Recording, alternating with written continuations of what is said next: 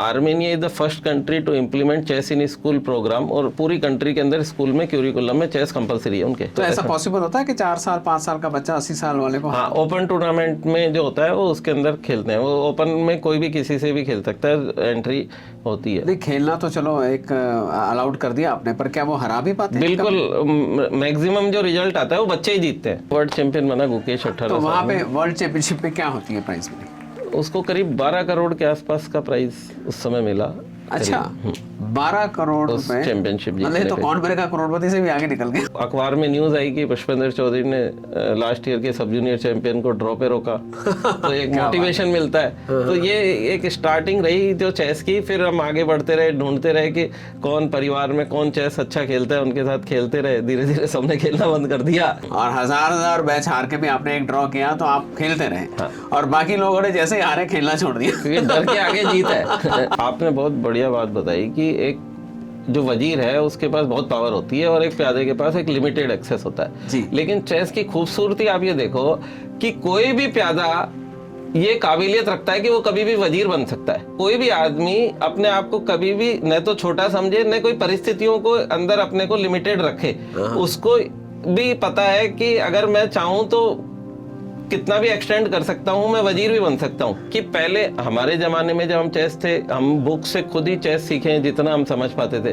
लेकिन आज कोच के पास जाते हैं तो वो क्या है कि क्योंकि कॉम्पिटिटिव इतना हो गया है कि टाइम की वैल्यू है, तो वो आपको जल्दी करा देता है। तो कम समय में ज्यादा सीखने, कम समय में ज्यादा। और अच्छा, इसमें इतनी सारी चीजें हैं तो आपको पता ही नहीं कब क्या चीज की स्टडी करनी है, कब क्या सीखना है, और आपकी कमियां क्या हैं, आपको कैसे करना है। ये सब एक कोच, आपका अगर अच्छा कोच है तो वो चेस के अलावा भी बाकी चीजों पे वर्क करता है।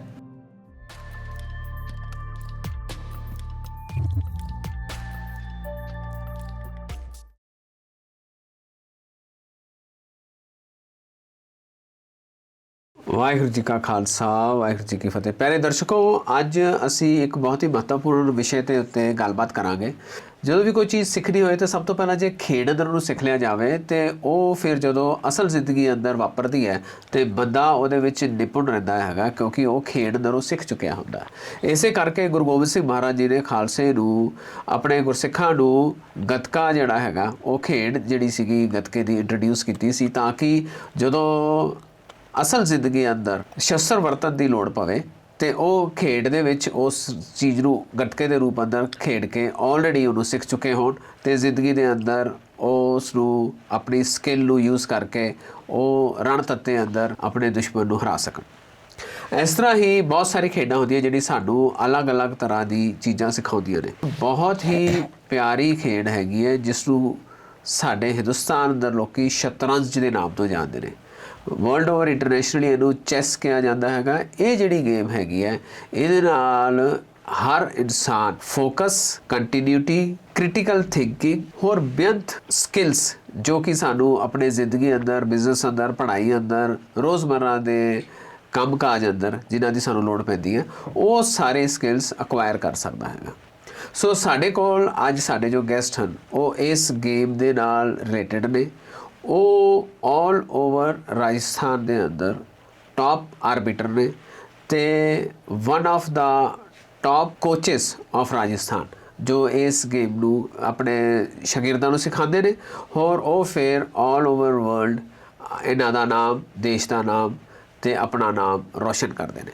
ਸੋ ਆਪਾਂ ਅੱਜ ਗੱਲਬਾਤ ਦੇ ਵਿੱਚ ਇਹਨਾਂ ਤੋਂ ਜਾਣਾਂਗੇ ਕਿ ਚੈਸ ਜਿਹੜਾ ਗੇਮ ਹੈ ਉਹ ਜ਼ਿੰਦਗੀ ਦੇ ਅੰਦਰ ਕੀ ਸਿਖਾ ਸਕਦਾ ਤੇ ਇਹਦੇ ਕੈਰੀਅਰ ਆਪਸ਼ਨ ਕੀ ਨੇ। ਸੋ ਆਪ ਸਾਰੇ ਦਰਸ਼ਕਾਂ ਵੱਲੋਂ ਸਵਾਗਤ ਕਰਾਂਗੇ ਚੈਸ ਆਰਬਿਟਰ सत्कारयोग पुष्पेंद्र चौधरी जी का। पुष्पेंद्र जी, पहले तो चेस के बारे में बताने से पहले आप ये बताएं भी आपकी जर्नी चेस में कैसे शुरू हुई? नॉर्मली चेस लोग 7, 8, 9 साल में स्टार्ट कर देते हैं, लेकिन परिवार में ऐसा कोई खेलता नहीं था, तो हमने घर शिफ्ट किया था। लोकेशन दूर थी, इंटीरियर था, तो वहाँ नए दोस्त थे, पुराने दोस्त सब छूट गए थे, तो क्या किया जाए। दिन भर कोई सोशल मीडिया भी नहीं था उस समय, तो आदमी क्या करे, तो कुछ ना कुछ तो उसको खेलना ही होता है। लेकिन अनफॉर्चुनेटली कुछ सिचुएशन ऐसी थी घर में कि कुछ एल्डर सिस्टर थी, वो बीमार थी, तो वो बेड पे ही थी, बेड रिडन ही थी। तो फादर साहब हमारे उनके लिए गेम लेके आए चाइनीज चेकर गेम होता है, तो वो हम लोग खेला करते थे दिन भर।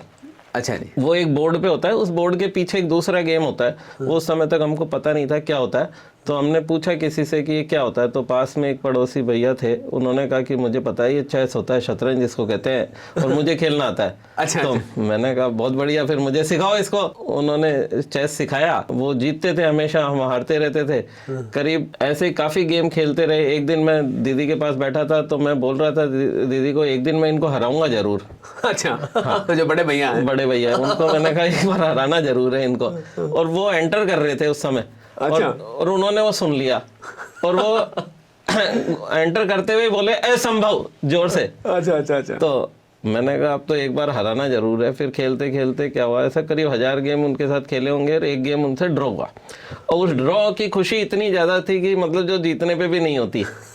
मैंने कहा ठीक है, फिर कुछ और गेम खेले, फिर हम उनको हराने लगे। तो फिर उन्होंने खेलना बंद कर दिया, क्योंकि कोई भी आदमी हारना पसंद नहीं करता, जीतता है जब तक मजा आता है उसको गेम में, नहीं तो फिर वो खेलता नहीं वो गेम। नहीं, आपकी बाकमाल पेशेंस है कि आपने 1000 गेम हारा। 1000 गेम ड्रॉ करने के लिए एक गेम ड्रॉ करने के लिए। क्या बात। मैंने कहा इसको करना ही है। तो अब जब उनसे वो हारने लगे तो खेलना बंद कर दिया, लेकिन वो हमारे अंदर एक आग लग चुकी थी। अब उसको क्या करें। क्रिकेट खेलते थे हम लोग, क्रिकेट खेलने का एक ग्रुप था, तो उसमें पता चला एक प्रदीप सिंह लड़का नाम था, तो उसने कहा मेरे जो भाई है वो डिस्ट्रिक्ट जूनियर चैंपियन है। अच्छा जी। तो उनके साथ आप खेलो।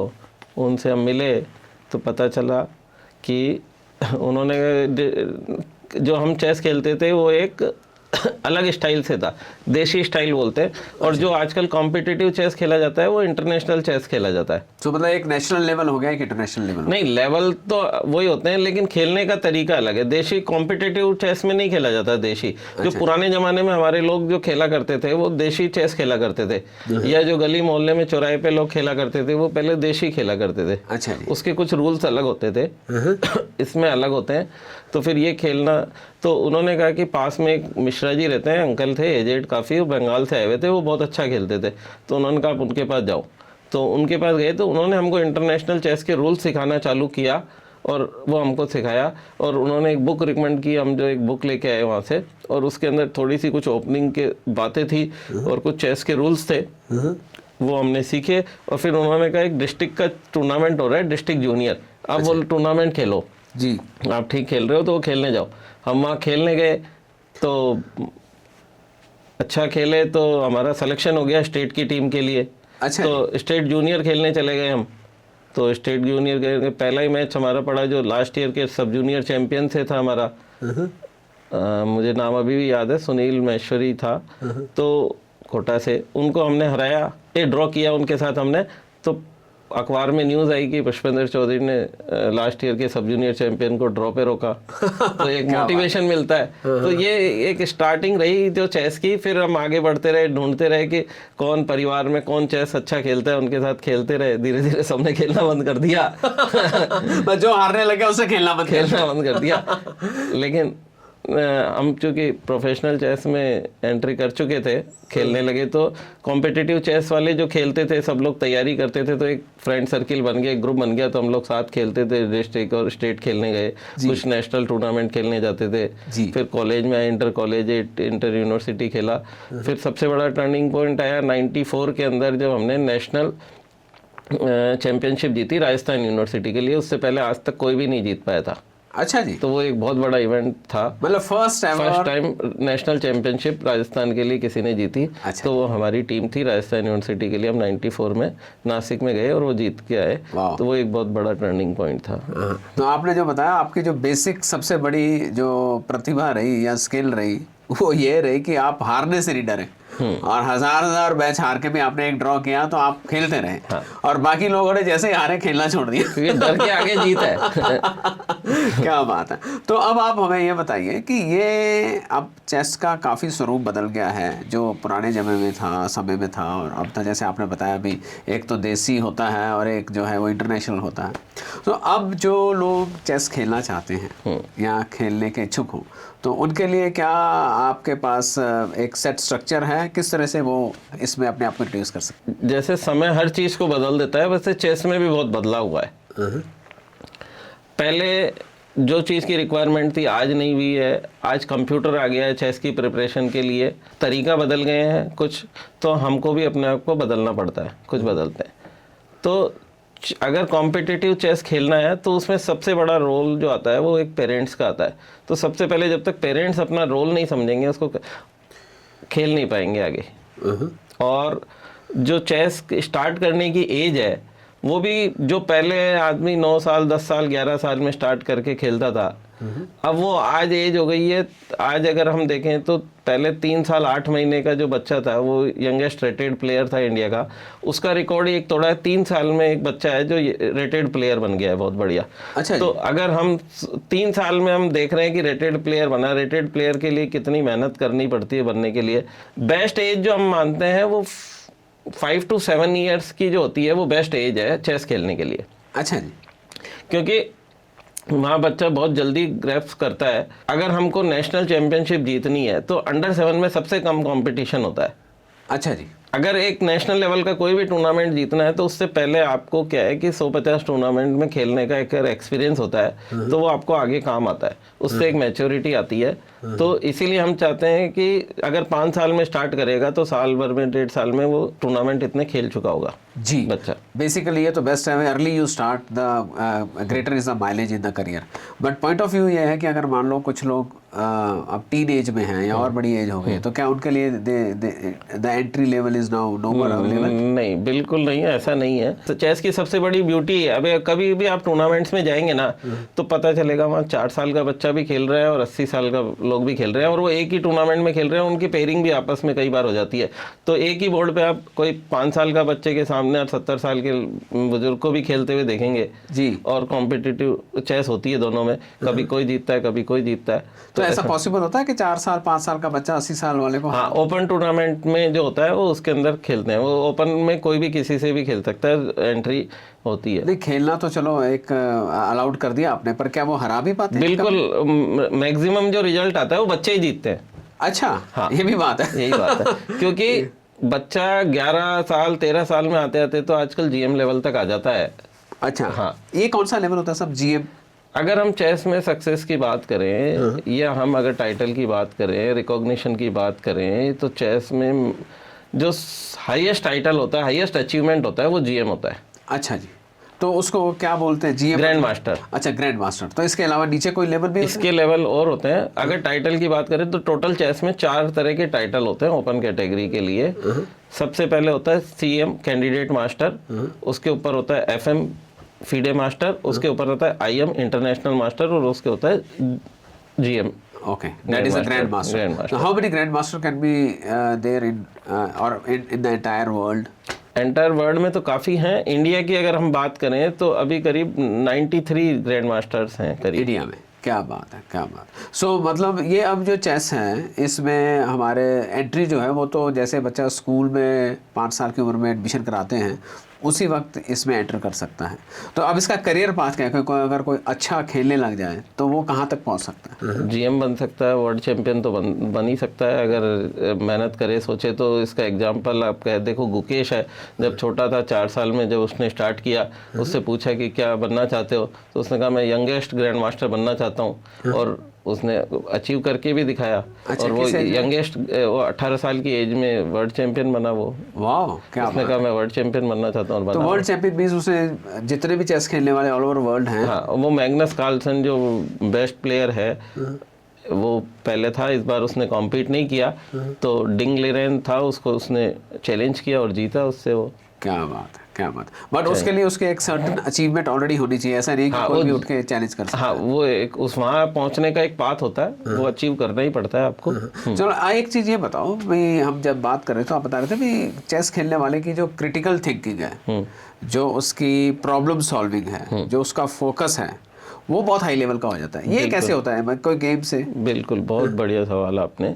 चेस में क्या है, चेस के अंदर अगर हम देखें, चेस को हम 3 पार्ट में बांट सकते हैं। सबसे पहले ओपनिंग, मिडिल गेम और end game. Okay.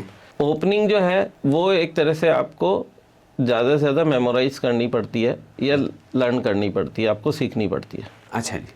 Opening set कुछ प्रिंसिपल्स होते हैं, उनको तो फॉलो करना ही पड़ता है, लेकिन अलग अलग ओपनिंग्स की पहले से लाइंस तैयार होती है तो वो आपको तैयार करनी पड़ती है, जी। तो उससे आपका टाइम सेविंग हो जाता है और आपको एक सेटअप का पता चलता है कि इस ओपनिंग में इस तरह का सेटअप खेला जाता है। ओके। मिडिल गेम जो है वो बिल्कुल क्रिएटिविटी है, वो आपका इंट्यूशन बेस है और उसमें पूरी कैलकुलेशन बेस है।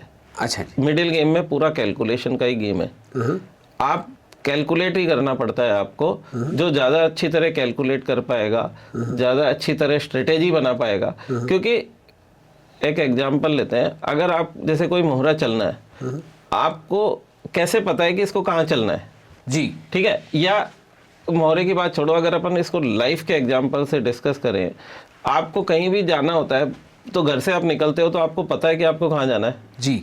अच्छा, कभी ऐसा है कि आपको पता ही नहीं है और आप घर से निकल जाओ? नहीं, ऐसा नहीं होता। वो घूमने जाओ तो बात अच्छा, अलग है, नहीं घूमने भी जाओ तो आपको पता है ना वॉक करने जा रहे हैं, ठीक है।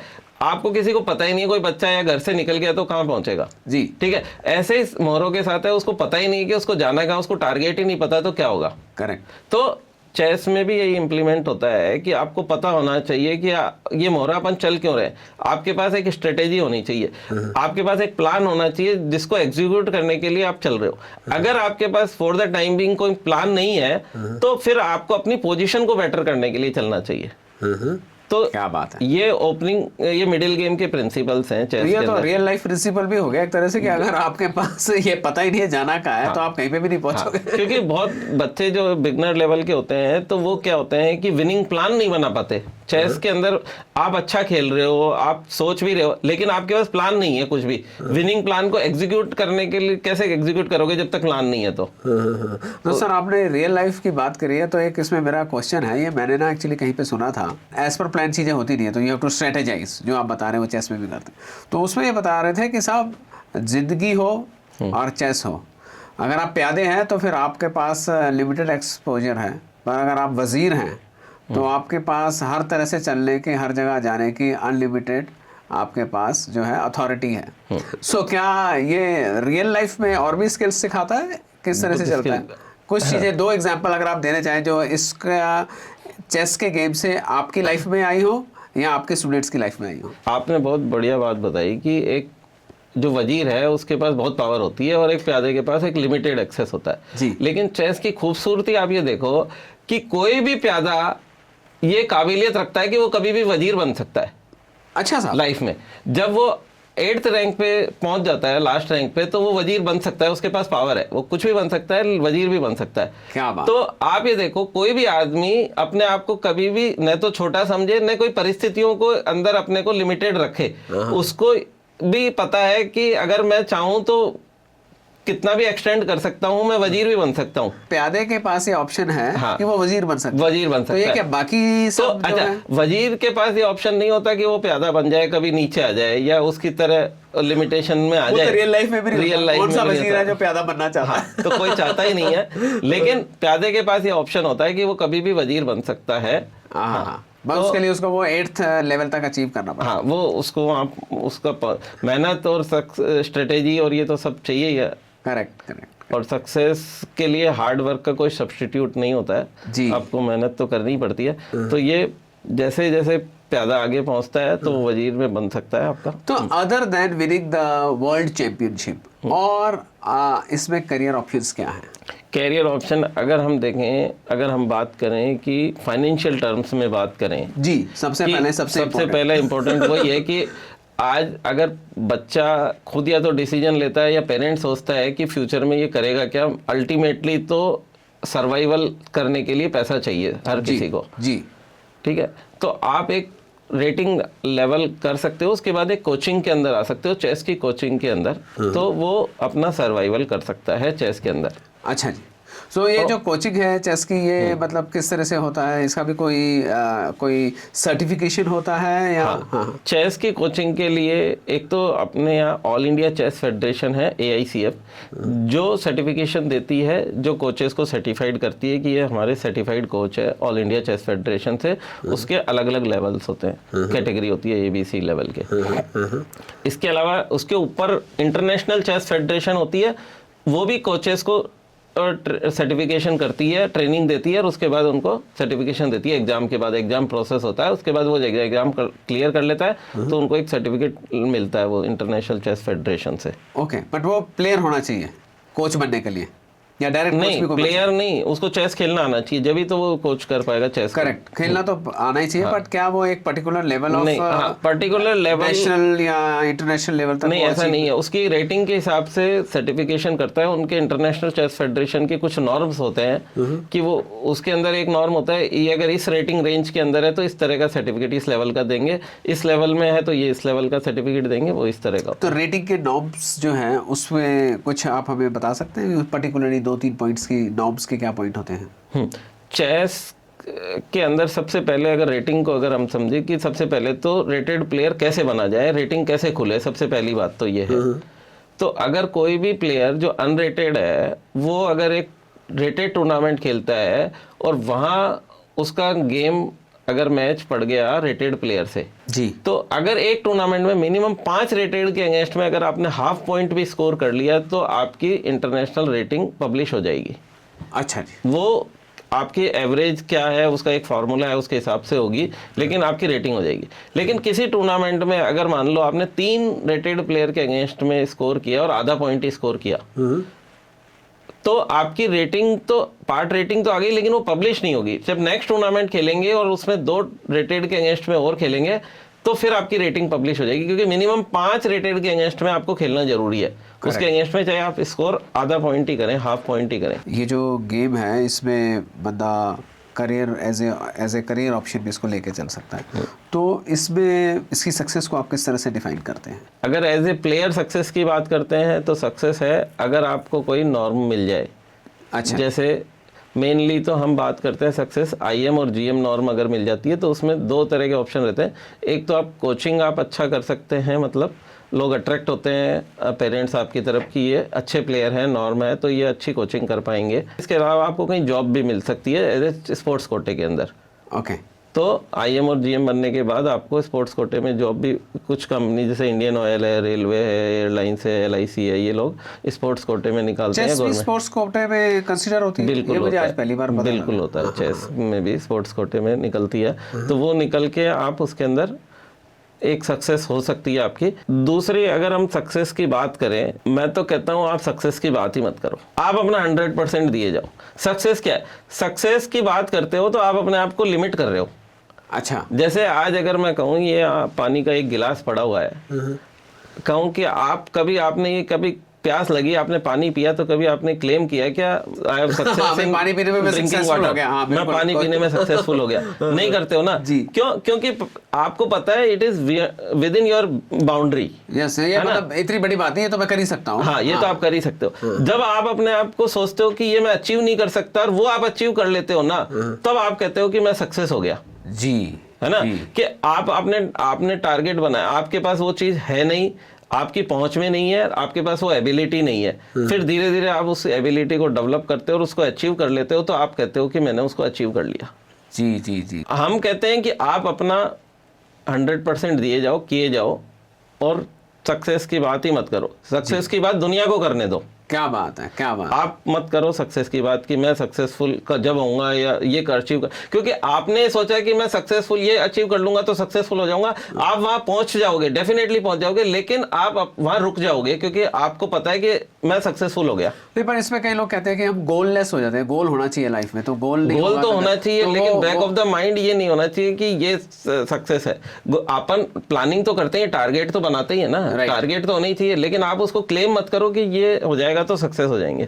जी, आप जी। एक टारगेट बनाए, अचीव किया, नेक्स्ट टारगेट बनाओ। ये क्यों back of the mind? That is part of journey. That is just a part of journey. कि भाई आपने वो अचीव कर लिया, उसको ही फाइनल डेस्टिनी मत मानो। क्या बात है, क्या बात है। अच्छा सर, अब ये बताइए कि बहुत सारे पेरेंट्स का कंसर्न है कि आजकल आपको शायद पता ही होगा, हमारे दर्शकों को भी शायद ये चीज़ पता होगी कि ऑस्ट्रेलिया ने 16 साल की उम्र के लोगों को वो बैन कर दिया है कि अंडर 16 आप सोशल मीडिया पे नहीं होंगे, क्योंकि वो मानसिक तौर पे डिस्टर्ब करता है ग्रोथ को। सो ये जो मेंटल ग्रोथ का इशू है वो मुझे लगता है कि शायद ये कई लोगों की फैमिलीज में भी उन्होंने देखा है कि बच्चे डिफरेंटली बिहेव करते हैं जब वो बहुत ज़्यादा उनका स्क्रीन टाइम हो जाता है, बट ऑल्टरनेटिव कोई बता नहीं पाता। ये जो गेम है ये as a alternative to develop skill भी है, और तो इसमें पेरेंट्स का क्या रोल है? इसमें पेरेंट्स के जरिए तो फिर किसी कोच के पास ही जाके सीख सकते हैं, या इसमें ये कितना रोल है एक बच्चा इसमें अगर फील्ड में आना चाहे तो?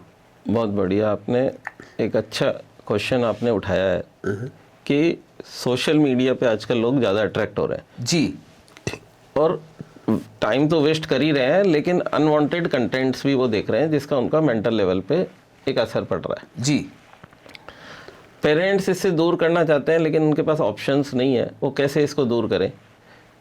क्योंकि बच्चे को एक एज के बाद आपको उसको मोबाइल देना ही पड़ता है, क्योंकि वो बाहर जा रहा है और सब बच्चों के पास है, वो जिद करता ही है जी। तो हम उसको उससे वंचित तो नहीं कर सकते, लेकिन हम क्या कर सकते हैं? अगर बच्चे को हम चेस सिखाते हैं, ठीक है, तो चेस खेलने वाले जो बच्चे हैं हमारे, वो मोबाइल पे भी चेस ही खेलते हैं, तो कम से कम वो उन चीज़ों से दूर रखते हैं जिनसे हम दूर करना चाहते हैं।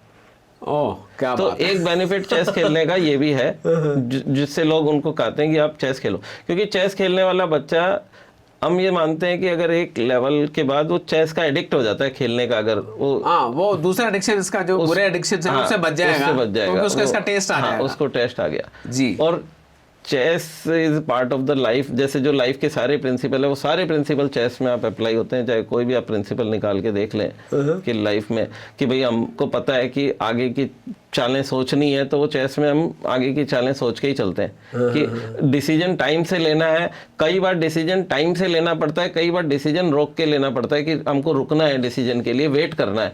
तो ये चेस सब सिखाता है कब आपको वेट करना है, कब आपको टाइम से डिसीजन लेना है, क्योंकि चेस में हम क्लॉक भी इंप्लीमेंट करते हैं, तो टाइम की एक इम्पोर्टेंस भी होती है कि टाइम भी आपका जा रहा है, नहीं तो आप you will lose by the time. अगर गेम जीत गए लेकिन क्लॉक से टाइम से हार गए तो फिर वो अल्टीमेटली तो लॉस ही है ना आपका, जो विद इन गिवन लिमिट का। तो हम कई बार हार के जीत के भी हार जाते हैं कई बार हम।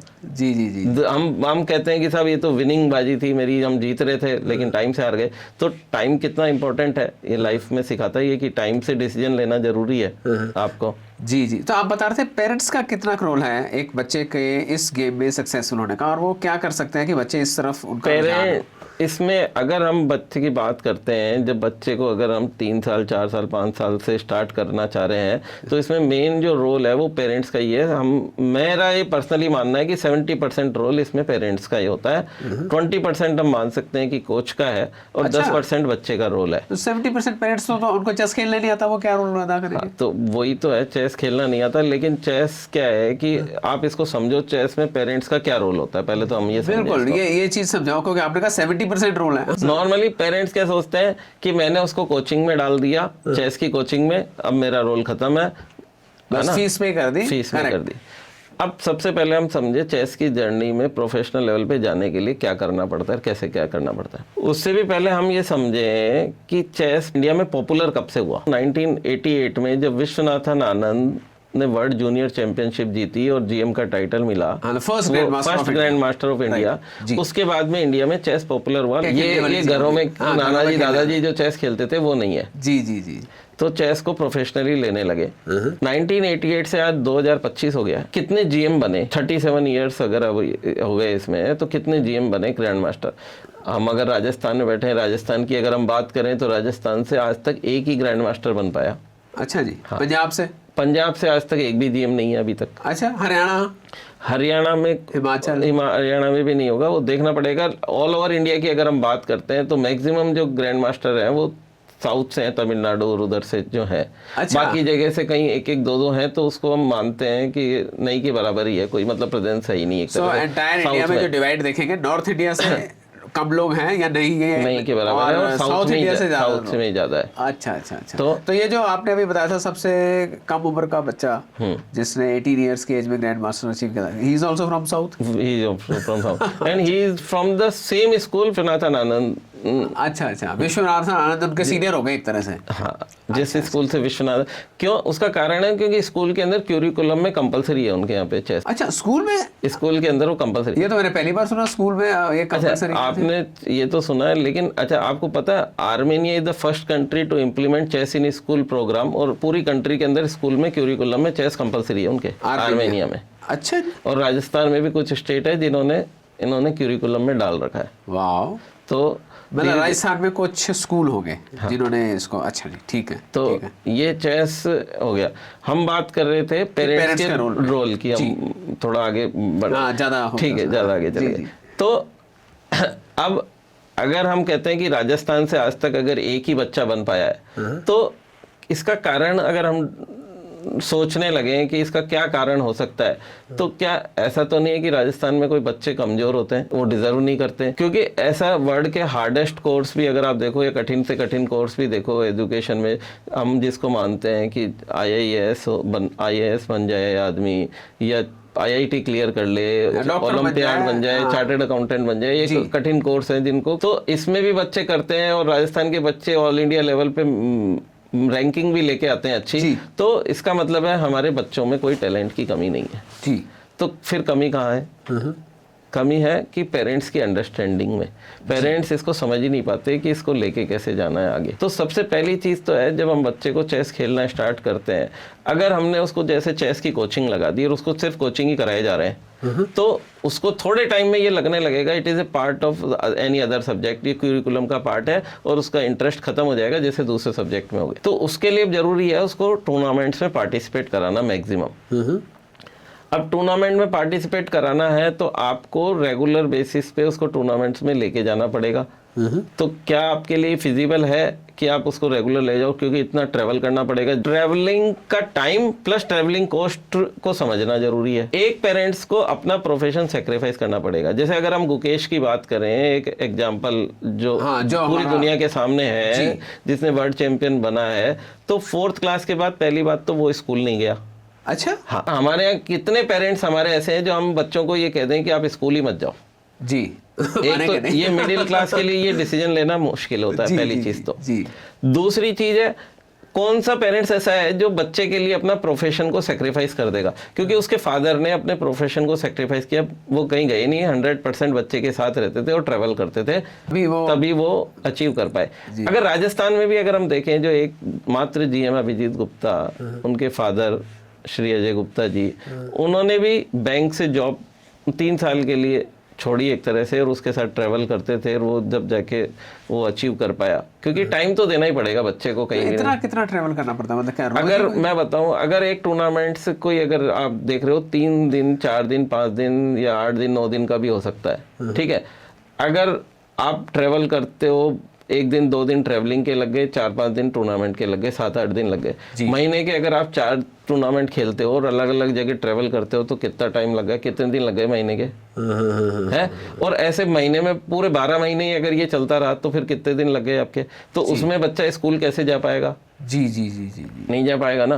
अगर महीने में अगर वो 5 दिन स्कूल जा रहा है, तो उसकी क्या वर्थ है? कोई मतलब नहीं है। पर वो शायद टॉप लेवल के जो प्लेयर्स होते हैं उनके लिए होता होगा, या अगर टॉप लेवल के नहीं, प्लेयर तो सब सेम ही होते हैं, लेकिन वो चीज उस पाथ पे चलते हैं, वो टॉप लेवल को अचीव कर पाते हैं। हम चाहते हैं खेलता है वो ज्यादा बढ़िया पे खेल पाता है, ज्यादा। हाँ, टूर्नामेंट्स में खेलना पड़ेगा, जब ही आपकी लर्निंग की ग्रोथ बढ़ेगी, फास्ट बढ़ेगी आपकी, नहीं तो आप फिर पीछे रह जाओगे आप दूसरों से कॉम्पिटिटिव चेस में। ठीक है, ठीक है। मतलब बढ़िया खिलाड़ी बनने के लिए ज्यादा से ज्यादा टूर्नामेंट। अभी मैं एक एग्जांपल अगर बताऊं, हमारे जस्ट पीछे एक लड़की रहती है, Shreyanshi Jain. She is India number 1 in age category, under 7 के अंदर वो नेशनल चैंपियन है। एशिया के अंदर वो 3 कैटेगरी होती है हमारी, क्लासिकल, रैपिड और ब्लेड, मतलब इन तीनों में, एक में गोल्ड, एक में ब्रॉन्ज, एक में सिल्वर मेडल एशिया लेवल पे लेके आई है वो, ठीक है। उसकी मदर भी बाय प्रोफेशन डॉक्टर है, उन्होंने सेक्रीफाइस किया, उसको जहाँ भी टूर्नामेंट्स में लेके जाना होता है वो रेगुलर लेके जाती है, और 4.5 साल की एज में उन्होंने स्टार्ट किया था। आज उन्होंने वो अचीव किया है क्योंकि पेरेंट्स ने उनके लिए सेक्रीफाइस किया। पहली चीज़ तो ठीक है। तो और पेरेंट्स को ये समझना पड़ेगा कि बच्चा कहाँ ग्रोथ कर रहा है, कहाँ उसका ग्रोथ स्टक हुआ है, कोच उसके साथ कितनी मेहनत कर रहा है, नहीं कर रहा है। अगर एक कोच का एक लेवल होता है। जैसे आज अगर हम स्कूल में भी जाते हैं तो एक प्राइमरी स्कूल में टीचर अलग होता है, मिडिल स्कूल में टीचर अलग होता है, हाई स्कूल में, फिर कॉलेज में जाते हैं, यूनिवर्सिटी में जाते हैं तो प्रोफेसर आते हैं। ठीक है, ऐसे ही चेस में भी अलग अलग लेवल पे अलग होते हैं।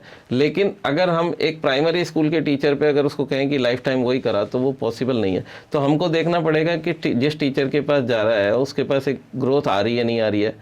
आ रही है तो उसकी रुक तो नहीं गई है आगे, तो हमको कोच चेंज करना पड़ेगा। पुराने कोच को थैंक्स करना पड़ेगा, उसके लिए ग्रेटिट्यूड होना पड़ेगा कि आपने इस लेवल तक पहुंचाया, उसके लिए बहुत बहुत धन्यवाद। आगे की जर्नी किसी और के साथ आगे तो ये जो सेल्फ मेड प्लेयर है या जिसको हम बोलते हैं कि खुद की तैयारी से लाइफ में अच्छा कर पाना, क्या ये पॉसिबल नहीं है? पॉसिबल है। एक्सेप्शन किसी भी चीज का होते ही है। किस तरह से पॉसिबल है? वो उसके लिए बहुत ही ज्यादा डेडिकेशन, हार्डवर्क चाहिए, बहुत टाइम देना पड़ता है। जैसे आज अगर हम पढ़ाई की बात करते हैं तो पहले हम लोग कभी कोचिंग नहीं जाते थे, स्कूल की पढ़ाई से हम लोग पास होते थे, पढ़ते ज्यादातर लोग आजकल मैक्सिमम लोग कोचिंग जाते हैं। बिल्कुल, अब 80-90 बल्कि 100% के आसपास 100% जाते हैं। ये है। तो ऐसा ही है कि पहले हमारे जमाने में जब हम चेस थे, हम बुक से खुद ही चेस सीखे हैं जितना हम समझ पाते थे। लेकिन आज कोच के पास जाते हैं तो वो क्या है कि क्योंकि कॉम्पिटिटिव इतना हो गया है कि टाइम की वैल्यू है, तो वो आपको जल्दी करा देता है, तो कम समय में ज्यादा सीखने, कम समय में ज्यादा। और अच्छा, इसमें इतनी सारी चीजें हैं तो आपको पता ही नहीं कब क्या चीज की स्टडी करनी है, कब क्या सीखना है, और आपकी कमियां क्या हैं, आपको कैसे करना है, ये सब एक कोच, आपका अगर अच्छा कोच है तो वो चेस के अलावा भी बाकी चीजों पे वर्क करता है, आपके शेड्यूल पे वर्क करता है, आपके और चीजों पे वर्क करता है, आपकी ग्रोथ देखता है कि आपको कहाँ क्या जरूरत है। करेक्ट, क्या बात है। सो अब मेरा नेक्स्ट क्वेश्चन है वो ये है कि जो इस फील्ड में उतर आए और उन्हें चेस खेला और वो जो इंडिया का टॉप लेवल है, तो ये जो जीएम लेवल जिन्होंने अचीव कर लिया, उसके बाद उनकी क्या जर्नी रहती है? वो एक तो कॉम्पिटिटिव चेस खेलते हैं जहाँ प्राइज मनी के टूर्नामेंट होते हैं ऑल ओवर वर्ल्ड में। प्राइज मनी कहाँ तक रहती है? प्राइज मनी डिपेंड करता है, टूर्नामेंट्स में लाखों में भी हो सकती है, इंटरनेशनल लेवल पे जो टॉप लेवल के होते हैं करोड़ों में भी होती है। तो ये जो हमारा अभी आपने बच्चे का नाम बताया 18 साल के एज में जो जीएम बना, वहाँ पे जो इंटरनेशनल लेवल के मैचेस, वो तो वर्ल्ड चैंपियन बना गुकेश 18 तो वहाँ पे वर्ल्ड चैंपियनशिप पे क्या होती है प्राइज मनी? उसको करीब 12 करोड़ के आसपास का प्राइज उस समय मिला। अच्छा, 12 करोड़ रुपए चैंपियनशिप, मतलब तो कौन बनेगा करोड़पति से भी आगे निकल गया। लेकिन फिर भी कंपेयर टू अदर गेम्स हम कह सकते हैं कम है। चेस में इतना नहीं है, क्योंकि चेस में क्या है कि स्पॉन्सर्स नहीं मिलते हैं कंपेयर टू अदर गेम, क्योंकि चेस के अंदर ग्लैमर नहीं है। जो ग्लैमर अदर स्पोर्ट्स में है वो चेस में नहीं है, तो इसलिए स्पॉन्सर्ड नहीं मिलते हैं। चेस आप खेलते हो तो अगर आपका 1000 जने खेल रहे हैं, उनको देखने वाला कोई भी नहीं है और वो 1000 लोग ही खेल रहे हैं। जबकि क्रिकेट खेल रहे हैं, अगर आप स्टेडियम में जा रहे हो तो खेलने वाले बहुत सारे जने हो जाते हैं। तो जो स्पॉन्सर आएगा उसको तो उस पॉइंट ऑफ व्यू से क्राउड चाहिए, वो क्राउड पुलिंग नहीं है, लेकिन एंटरटेनिंग है और उसके अलावा स्किल डेवलपमेंट के लिए। अभी आप देखो कि ऑनलाइन अगर लाइव कमेंट्री होती है कोई बड़े टूर्नामेंट्स की, बड़े लेवल की, तो 5000 से 50,000 लोग लाइव देखने वाले मिलते हैं। पहले चेस में कोई ऐसा नहीं होता था कि लाइव देख रहा है। अच्छा जी, तो इसकी कोचिंग लाइव भी होती है?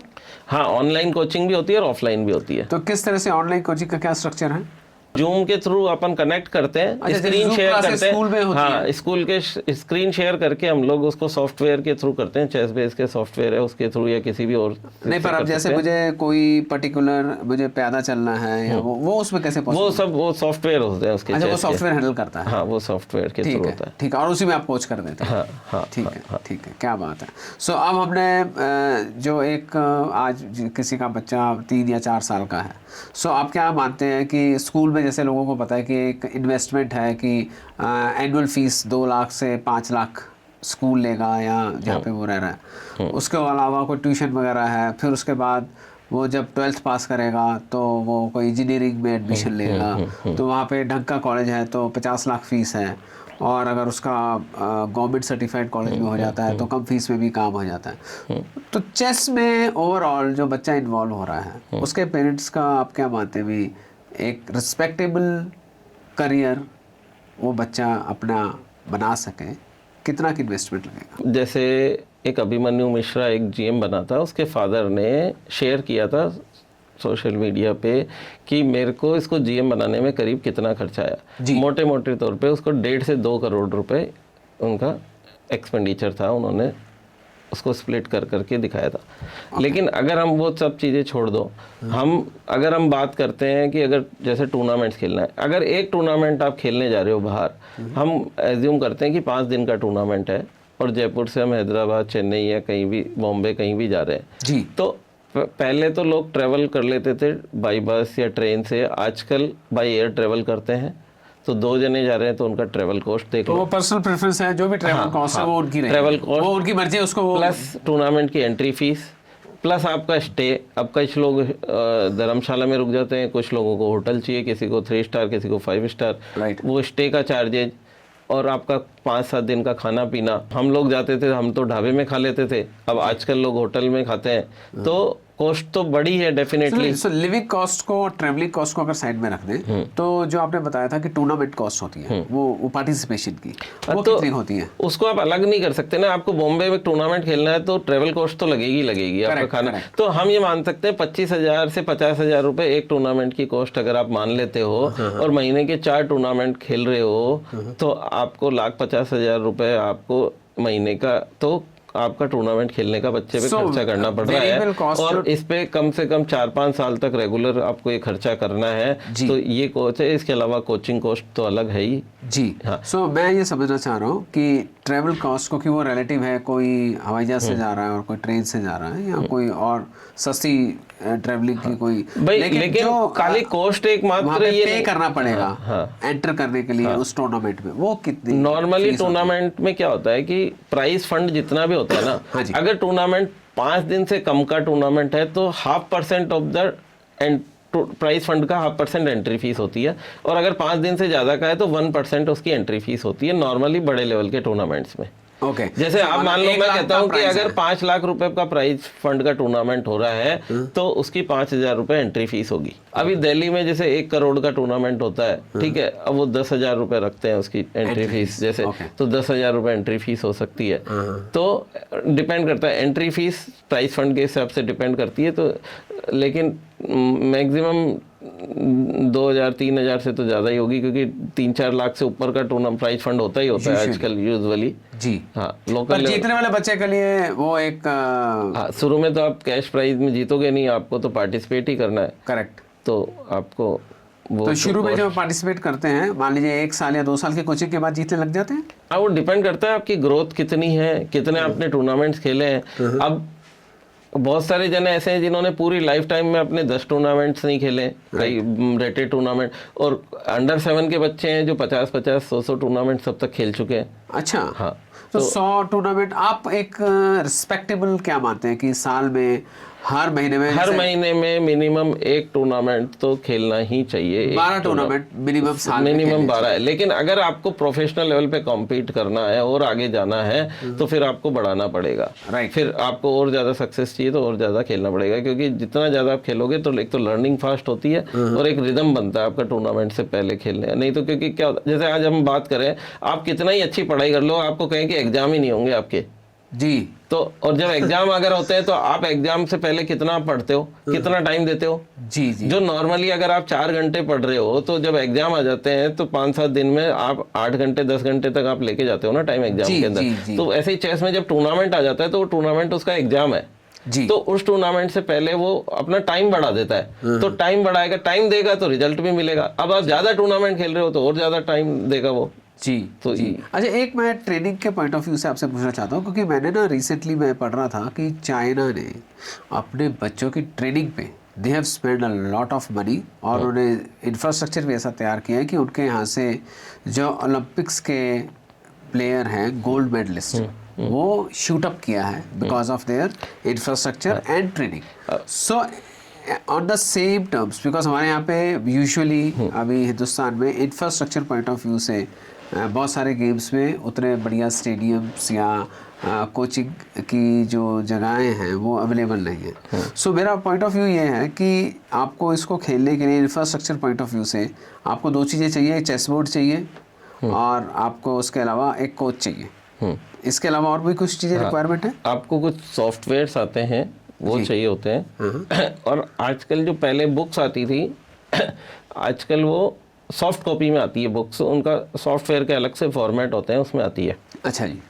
तो वो अगर आपको परचेज करनी पड़ रही है तो उसकी कॉस्ट भी लगती है आपको। अच्छा, तो वो जब कोचिंग करता है बच्चा तो उसमें इंक्लूड होती है या वो एक्सक्लूड होती है? नहीं, कोचिंग के अंदर कुछ कोचेस कुछ मटेरियल प्रोवाइड करते हैं, लेकिन आपको अपना खरीदना ही पड़ता है ज़्यादातर अगर लेना पड़ेगा तो। चलो, जो टॉप प्लेयर्स हैं वो तो अपना जो विनिंग उनको प्राइज मनी मिलेगी उससे वो अपना सब कुछ कवर कर सकते हैं। So now let's talk about an average player. So उनके पास जो ऑप्शन है आर्बिटर का या फिर कोच का, वो क्या ऑप्शन है? हाँ, अगर आपके पास कोच अगर आप बनना चाहते हैं तो कोच के अंदर कोई प्रॉब्लम नहीं है, एज ए कैरियर आप ले सकते हैं और इसमें पैसा है। लेकिन आर्बिटर अगर आप जाना चाहते हैं तो प्रोफेशनली आप सरवाइव नहीं कर सकते, क्योंकि ये आप सिर्फ अगर आपके पास पैशन है, आपके पास शौक है, चेस के प्रति आपके पास जो प्यार है, तो आप चेस की सेवा ही कर रहे हैं अगर आप एज ए आर्बिटर काम कर रहे हैं। तो चेस की आर्बिटरशिप में इंडिया में कोई पैसा नहीं है यहाँ पे। बट इंटरनेशनली है? इंटरनेशनल लेवल पे भी नहीं, अब नहीं कह सकते क्योंकि इतना अपॉर्चुनिटी नहीं मिलती है सबको। इंडियन तो खैर नहीं मिलेगी, वो तो फिर वहाँ पे जो है उनको मिलेगी। कुछ टॉप लेवल्स पे हैं, उन्हीं के लिए है एज ए प्रोफेशन। बाकी यहाँ पे chess as a arbiter as a chess profession आप नहीं कह सकते आप। Okay, so what other things जो आपको लगेगा भी कुछ 5 पॉइंट्स आप किसी को कोई जो चेस सीखना चाहता हो वो अपनी कौन सी 5 स्किल्स पे काम करें ताकि वो एक अच्छा प्लेयर बन सके? पहला, सबसे पहले टाइम मैनेजमेंट। उसको अपने को टाइम को कंट्रोल करना है, मैनेज करना है। क्योंकि अगर आप देखो, अगर आप टाइम को नोट डाउन करोगे कि आप कब कब क्या क्या कर रहे हो और उसमें कितना टाइम इन्वॉल्व हो रहा है और निकालोगे तो उसमें आपको बहुत सारा टाइम निकल जाएगा। ठीक है। अच्छा। जैसे अभी मैंने एक बच्ची को हम कोच कर रहे थे जी तो हमने उसको कहा कि सुबह आपको टाइम निकालना है। उसका कहता है सुबह तो टाइम ही नहीं मिलता जी, क्योंकि स्कूल जाना पड़ता है सुबह उठते ही। मैंने कहा कितने बजे स्कूल जाते हो? 7:30 8 बजे। तो मैंने कहा चलो आप नोटबुक लेके आओ, आप नोट करो कि आप सुबह उठ के कितने बजे उठते हो और क्या क्या करते हो। ठीक है, आप सुबह उठे, मैंने उसका एक एक चीज़ का टाइम नोट किया। आपको ब्रश करने में कितना टाइम लगता है, आपको तैयार होने में कितना टाइम लगता है, आपको ब्रेकफास्ट में कितना है, ड्रेसअप में कितना है। जब आप टाइम किया तो उसके अंदर से 45 मिनट आपके एक्स्ट्रा निकल गए, जो 45 मिनट का पता ही नहीं कहाँ जा रहे थे। तो मैंने कहा इस 45 मिनट में से मुझे सिर्फ आधा घंटा चाहिए जो आपको सुबह जाने से पहले चेस को देना है। क्या बात है ना? तो एक तो टाइम मैनेजमेंट हो गया, क्योंकि क्या है कि टाइम तो सबके पास सेम है ना जी। आप अगर कुछ और जो सब कर रहे हैं उससे कुछ एक्स्ट्रा निकाल पाओगे तभी तो आप विनर। हाँ, अचीवर और मीडियोकर के पास टाइम तो सेम है, सबके पास वही 24 घंटे हैं। तो पहली स्किल आपने बताई साहब टाइम मैनेजमेंट। सबसे पहले टाइम मैनेजमेंट। दूसरा, फिर आपको चेस के स्टडी करनी है। चेस हम जितनी भी समझते हैं ना, जैसे पेरेंट्स भी नहीं समझते, हम कहते हैं कि चेस की कोचिंग कर रहे हैं, बेटा बच्चा जो है वो घंटों 10-10 घंटे चेस खेल रहा है हमारा। अच्छा, ठीक है, लेकिन चेस खेलने से कभी ग्रोथ नहीं आएगी। चेस की स्टडी करनी पड़ेगी और वो हम वहाँ लैक करते हैं। हम जो टैक्टिक्स सॉल्व करनी है, जो पजल सॉल्व करनी है वो नहीं करते, या चेस की जो स्टडी करनी है वो नहीं करते। स्टडी में टाइम नहीं देते, हम सिर्फ खेलते रहते हैं। तो खेलते रहेंगे तो हमारा लेवल कभी नहीं बढ़ेगा। अच्छा, तो वो तो है चेस की स्टडी करना रेगुलर बेसिस पे डेली। तो इसीलिए कहते हैं कि साहब इतने साल हो गए रिजल्ट ही नहीं आ रहा, या ये कोच रिजल्ट नहीं दे पा रहा। तो कोच तो क्या कर सकता है अल्टीमेटली, तो आप बच्चे को करना ही पड़ेगा, या पेरेंट्स अगर छोटा है तो उसको बैठ के कराना पड़ेगा उसको देख के। जी। थर्ड है टूर्नामेंट में पार्टिसिपेशन। ठीक है, ये रेगुलर चाहिए। ये रेगुलर चाहिए, और जो आपने बताया मिनिमम 12 चाहिए एक साल में, और ज्यादा हो तो और बढ़िया। हाँ, और अगर आप बाहर नहीं जा रहे तो लोकल खेलो, अनरेटेड टूर्नामेंट खेलो, जितने खेल सकते हो आप टूर्नामेंट जरूर खेलो, क्योंकि टूर्नामेंट्स में एक माहौल मिलता है आपको खेलने का। जी हाँ, पार्टिसिपेट नहीं करेगा बंदा तो कहाँ से ग्रो करेगा? वो एक टेम्परामेंट, टूर्नामेंट का टेम्परामेंट तो होता है। आप सीधे ही आप टूर्नामेंट ही नहीं खेले, आप सीधे एक बड़े टूर्नामेंट में जा रहे हो तो आप वो परफॉर्म ही नहीं कर पाओगे, क्योंकि वो एक्सपीरियंस नहीं होगा, वो उस एनवायरनमेंट में आप नहीं ढले हुए होंगे टूर्नामेंट में, आपको एक्सपोजर नहीं होगा तो आप परफॉर्म नहीं कर पाओगे। अच्छा, मैं जैसे कहता हूँ कि 2 जने हैं, दोनों का लेवल सेम है जी चेस के अंदर। ठीक है, सेम तैयारी की, सेम टाइम दिया, सेम लेवल है। अब वो टूर्नामेंट में दोनों आपस में खेलते हैं, रेटिंग भी सेम है। ठीक है, और रिजल्ट आता है एक जना हार गया और एक जना विन कर गया। अच्छा, तो उसका कोई तो कारण होगा जीतने का। तो कुछ तो और फैक्टर्स होंगे जो आपको काम करते हैं। राइट। ठीक है। अगर आप बड़े लेवल पे रहो तो जो बड़े लेवल पे जैसे वर्ल्ड चैंपियन होते हैं तो इनकी ट्रेनिंग्स होती है, इनकी साइकोसोमेटिक ट्रेनिंग होती है, मेंटल ट्रेनिंग होती है, इनकी डाइट्स के ऊपर ट्रेनिंग होती है, इनकी फिजिकल ट्रेनिंग होती है। तो ये सारी चीज़ें भी चेस के अंदर जरूरी है। हम कहते हैं कि 3 तरह का भोजन होता है, एक होता है तामसिक, एक राजसिक और एक सात्विक। अच्छा जी।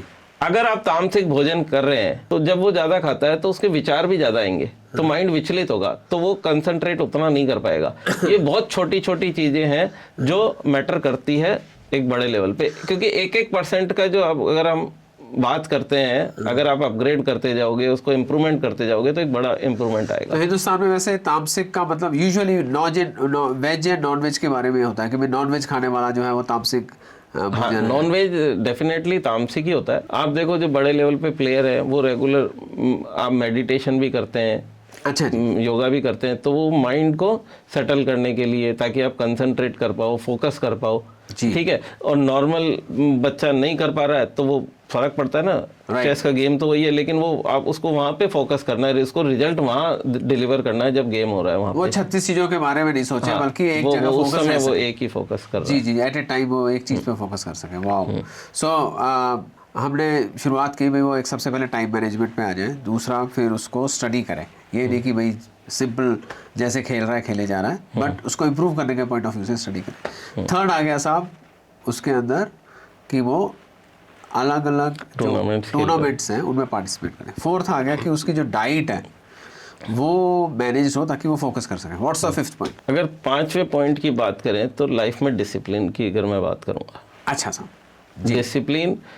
डिसिप्लिन का मतलब है कि कब क्या करना है। डिसिप्लिन और रेगुलरिटी 2 चीज़ें हैं। आप सब काम कर रहे हो लेकिन रेगुलरिटी नहीं है और डिसिप्लिन नहीं है तो भी आपको रिजल्ट लेट मिलेंगे या नहीं मिलेंगे जी। क्योंकि जैसे आपको रोज सुबह 1 घंटा अगर आपको एक गेम खेलना है सिंसियरली तो खेलना ही है। अगर आपको डेली 4 घंटे की स्टडी करनी है तो करनी ही करनी है। राइट। क्योंकि आप वैसे नॉर्मल भी आप एग्जाम में देखो, एक बच्चा साल भर पढ़ता है और एक बच्चा सिर्फ एग्जाम के 10 दिन में तैयारी करता है, तो फर्क पड़ता है ना। जो साल भर पढ़ेगा उसको रिजल्ट अच्छा रहेगा, उसका वो अच्छी तरह कॉन्फिडेंट रहेगा, प्रोवाइडेड वो 10 दिन भी करे, उससे कॉन्फिडेंस भी आता है उसको।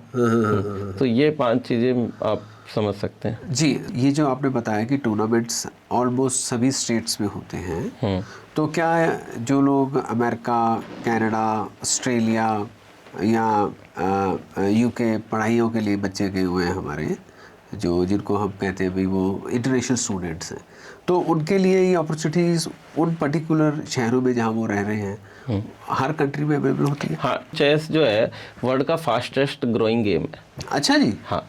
किस तरह से? कैसे अगर हम समझे, अगर मैं पूछूं आपसे कोई भी गेम आप बताओ, नाम मुझे बताओ जिसको सबसे ज्यादा कंट्री खेलती है और कितनी कंट्री खेलती होगी, बताओ आप कोई भी मुझे। सर हम तो जैसे अब इंडिया में तो ये जानते हैं कि क्रिकेट जो है वो गली मोहल्ले से लेकर और नहीं कितनी कंट्री ऐसी है जो क्रिकेट खेलती है? बहुत कम है, शायद मैंने सुना भी 20 के आसपास है, सारी मिला के 20 से कम है। चलो, और अगर हम चेस ओलंपियाड की बात करते हैं, जब चेन्नई में हुआ था इंडिया के अंदर लास्ट, इस बार से पिछला वाला जब हुआ था, उसके अंदर 188 कंट्रीज की टीम में पार्टिसिपेट कर रही थी।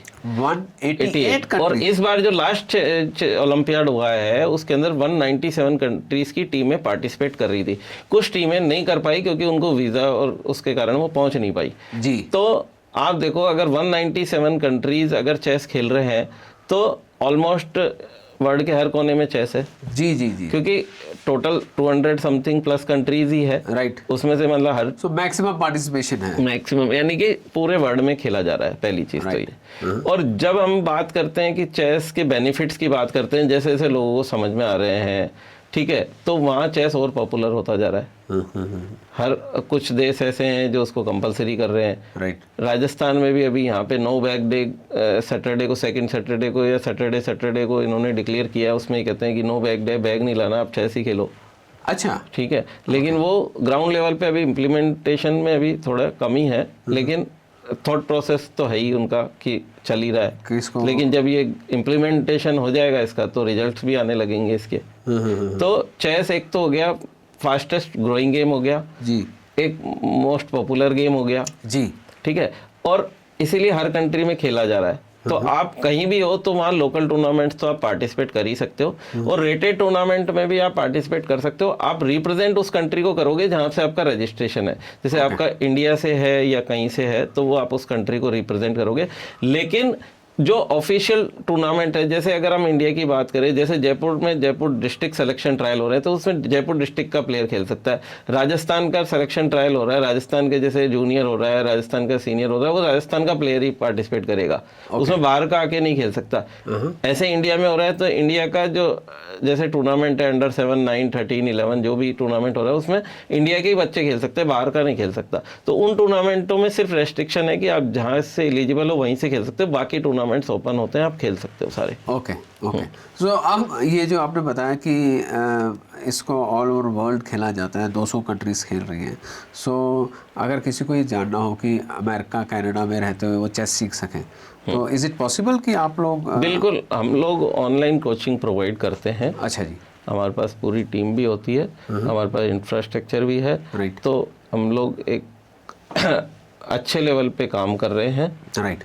और उनकी कोचिंग प्रोवाइड करते हैं, उनको रिजल्ट्स भी मिल रहे हैं। बच्चे अभी हम कर रहे हैं, कुछ सिंगापुर से भी है, यूके से भी है, लोग आते हैं और ऑनलाइन कोचिंग करते हैं, क्योंकि ऑफलाइन तो पॉसिबल है नहीं। ऑफलाइन तो आप लिमिटेशन है आपके पास कि आपको गली मोहल्ले के बच्चे खेल सकते कि आसपास 2, 4, 5, 7, 10 किलोमीटर का बच्चा आ सकता है, बाकी नहीं आ सकता जी। तो जो बाहर है, और अच्छा ट्रैफिक इतना हो गया, टाइम भी नहीं होता, लोकल भी प्रेफर करते हैं कि वो ऑनलाइन ही करें। तो ऑनलाइन में भी अच्छे रिजल्ट्स मिल रहे हैं, काफ़ी अच्छे कर रहे हैं, और मैक्सिमम जगह ऑनलाइन कोचिंग हो रही है अभी जी। तो ऑनलाइन जो ये बच्चे हैं जो आपसे सीख सकते हैं अमेरिका कनाडा में बैठकर, सो इनका वो पर्टिकुलर कोई सॉफ्टवेयर खरीदना होता है इनको या जूम पे हो जाता है? नहीं, कोई सॉफ्टवेयर खरीदना नहीं पड़ता, इनके पास सिर्फ एक लैपटॉप या पीसी होना चाहिए जी, जो यूजुअली आज सबके पास है, जो सबके पास होता है, तो जिससे वो अटेंड करके अपना खेल सकते हैं। तो उसके बाद वो जो आपने बताया था कि टूर्नामेंट में पार्टिसिपेट करना होता है, तो वो फिर ऐसा कुछ होता है भाई, जो इंटरनेशनल जैसे कोई कोचिंग ले रहा है कनाडा में बैठा हुआ, तो वो वहाँ के लोकल टूर्नामेंट्स में कैसे पार्टिसिपेट करेगा फिर? वो लोकल टूर्नामेंट्स में करेगा तो वो वहाँ के लोकल टूर्नामेंट्स की इन्फॉर्मेशन उनके पास होती है, नहीं तो वहाँ की जो एसोसिएशन है उससे संपर्क करें, वहाँ की वेबसाइट होगी, उस पर उनके पास डिटेल रहती है कि कौन कौन से टूर्नामेंट है।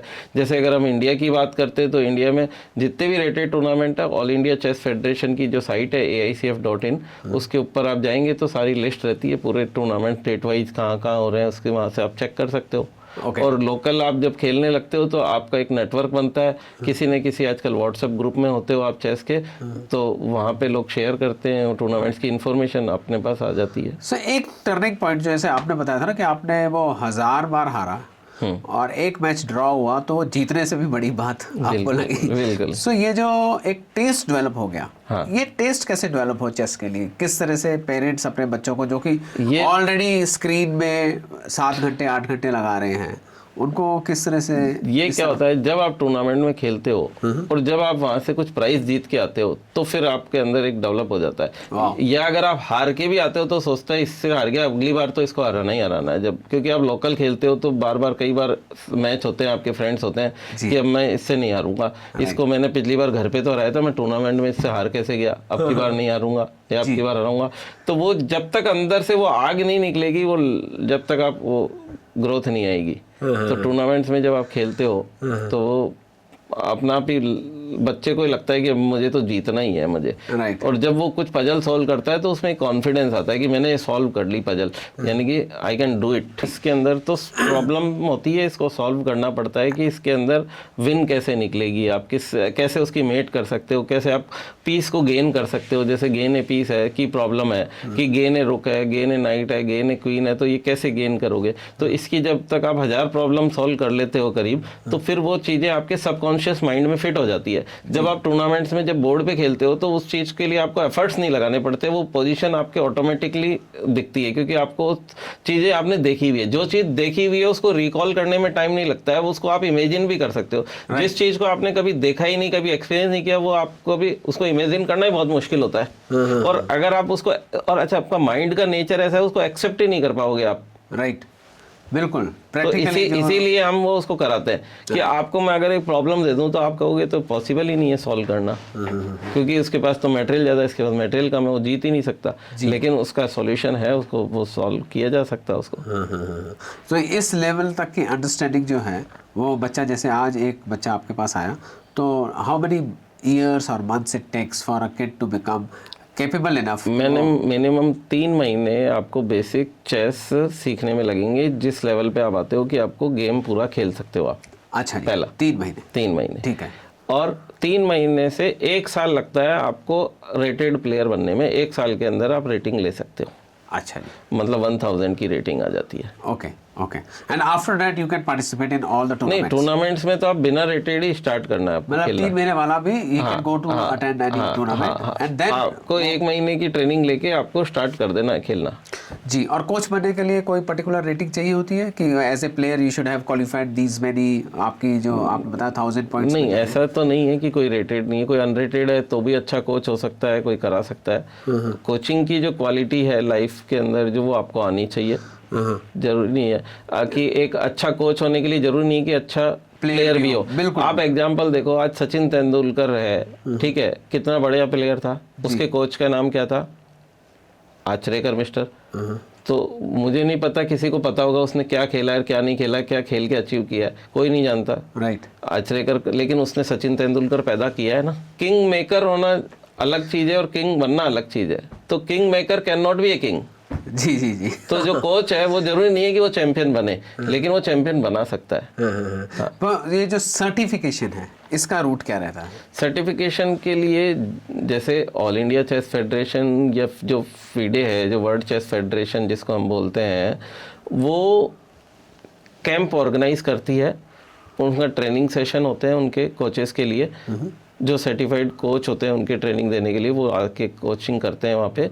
और उसके बाद उनका एक एग्ज़ाम होता है, वो क्लेरिफाई करने के बाद आप किस लेवल में आप फॉल करते हो, उसके बाद आपको उसका सर्टिफिकेशन देते हैं। जैसे डेवलपमेंट इंस्ट्रक्टर, नेशनल इंस्ट्रक्टर है, फीडे इंस्ट्रक्टर है, फीडे ट्रेनर है, इस तरह के देते हैं। अच्छा जी, ठीक है। उसके बाद वो फिर सर्टिफाइड कोच हो जाते हैं and then that's an another issue कि वो how effective they remain as a coach, वो उनकी पर्सनल भी स्किल्स का मैटर करता है जी। सो चलते चलते लास्ट अब 2026 आ रहा है, तो कोई 1 तारीख से आपके साथ खेलना चाहे तो आप कहते हैं 31 मार्च से they can participate in any of the tournaments internationally और नेशनली। So what is the road map? आप कोई ऐसी मंथली या वीकली कोई जूम आप रखते हैं मीटिंग जिसमें कोई नया स्टूडेंट आके एक बार ही कैन टेस्ट कि हाउ वी कैन? बिल्कुल, हमारे अभी नए बैच कुछ स्टार्ट होने वाले हैं और लगभग होते ही रहते हैं, रेगुलर बेसिस पे बैचेस चलते हैं, तो they can join any. So 21 दिसंबर जो लोग इंटरेस्टेड हों, evening 5 to 6 1 hour we will try to arrange demo class based on कि अगर आपको अच्छा लगता है तो you can go and take it as a career. और हम लोग इसी विषय पे एक लास्ट क्वेश्चन चलते चलते आंसर कर दीजिए। जैसे आपने बताया था कि हिंदुस्तान में जो चेस खेली जाती है वो देसी तरीके से और इंटरनेशनली जो खेली जाती है वो एक इंटरनेशनल स्टैंडर्ड के हिसाब से, तो क्या ये जो 200 कंट्रीज़ खेल रही हैं सब जगह कोई अलग अलग तरह के नॉर्म्स होते हैं या वो सिर्फ एक ही इंटरनेशनल जो स्टाइल है उसी से खेला जाता है? तो इंडिया में ये 2 स्टाइल है खेलने के? हाँ, इंडिया के अलावा बाकी सब जगह सिर्फ एक ही स्टाइल है। वाह, wonderful. So thank you so much Pushpendra ji, आप आए और आपने अपना कीमती समय में दे के इस गेम की नॉलेज आपने हमें दी और साथ में हमें ये बताया कि इसको एज ए करियर कैसे हम आगे लेके जा सकते हैं। So thank you so much for giving so much of time. Thank you Ranjit ji, बहुत बहुत धन्यवाद, आपने अपॉर्चुनिटी दी लोगों से इंटरेक्ट करने की जी। सो प्यारे दर्शकों, हुण साडे कोल जो ऑप्शन हैगा ਉਹ ਜੇ ਆਪ ਜੀ ਨੂੰ ਜਾਂ ਆਪ ਜੀ ਦੇ ਆਲੇ ਦੁਆਲੇ ਕੋਈ ਐਸੇ ਲੋਕ ਹੋਣ ਜੋ ਚੈਸ ਨੂੰ ਐਜ਼ ਏ ਕਰੀਅਰ ਲੈ ਕੇ ਜਾਣਾ ਚਾਹੁੰਦੇ ਹੋਣ, ਇਹ ਜੋ ਪੂਰਾ ਪੋਡਕਾਸਟ ਹੈ ਇਹ ਸਪਾਂਸਰਡ ਹੈ ਇਹਨਾਂ ਦੀ ਅਕੈਡਮੀ ਵੱਲੋਂ। So you can join and once you join their program ਅਸੀਂ ਉਹਦੇ ਵਿੱਚ ਇੱਕ ਡਿਸਕਾਊਂਟ ਕੂਪਨ ਦਿੱਤਾ ਹੋਇਆ। So you will get 15% discount on the first 3 months of fees, ताकि you can taste it and if you feel good you can go ahead and play forward. So thank you so much, बहुत बहुत ਧੰਨਵਾਦ ਆਪ ਸਾਰਿਆਂ ਦਾ, ਆਪ ਜੀ ਨੇ ਪੂਰਾ ਪੋਡਕਾਸਟ ਦੇਖਿਆ। ਸੋ ਥੈਂਕ ਯੂ, ਬਹੁਤ ਬਹੁਤ ਧੰਨਵਾਦ ਆਪ ਜੀ ਦਾ। ਵਾਹਿਗੁਰੂ ਜੀ ਕਾ ਖਾਲਸਾ, ਵਾਹਿਗੁਰੂ ਜੀ ਕੀ ਫਤਿਹ।